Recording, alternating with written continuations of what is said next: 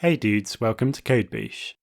I do a lot of website accessibility reports in my job, and here are the 5 most common issues that I find. Number 1 is color contrast issues.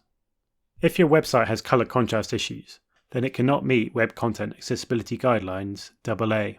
To meet AA requirements, you need a contrast ratio of at least 4.5 to 1 for normal text and 3 to 1 for large text. Color contrast is important because if there is not enough text contrast, people with color deficiencies will not be able to read your content. I used a web accessibility evaluation tool to test for this, as it has a really cool color contrast section in which you can click on the errors and see where they are on the page. I'll put a link to this tool in the description. Number 2 is skip links. If your website has blocks of content repeated on multiple pages, then you should have a skip link to jump over it. For example, navigation at the top of the page or sub-navigation repeated on subpages. It can be super annoying if you're using a keyboard to navigate through a web page and you can't skip a block. So please fix these. I have written a blog post on how to make these skip links, which I will link to in the description. Number 3 is missing form labels. I see this on loads of websites.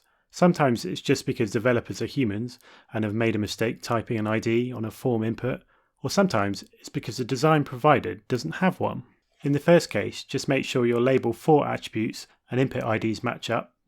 In the second case, add a hidden label accessible for screen readers. Again, you can test for this using the Wave tool. Number 4 is read more or click here links. These types of links are quite a common pattern on blogs and news websites. However, on its own, text like read more provides no context. This creates a problem, especially if you are using keyboard controls and a screen reader, as when you get to this type of link, it will read something like link, read more, and you don't know where it will go. In this case, you can obviously just change the text of the link, or if you can't change the design, add some text which is only read by screen readers. Number 5 is poor or misleading alt text. Often if images are uploaded by a CMS, for example, alt text can be missing or just poorly written. Poorly written, ambiguous or irrelevant alt text can actually worsen an understanding of a page and cause confusion.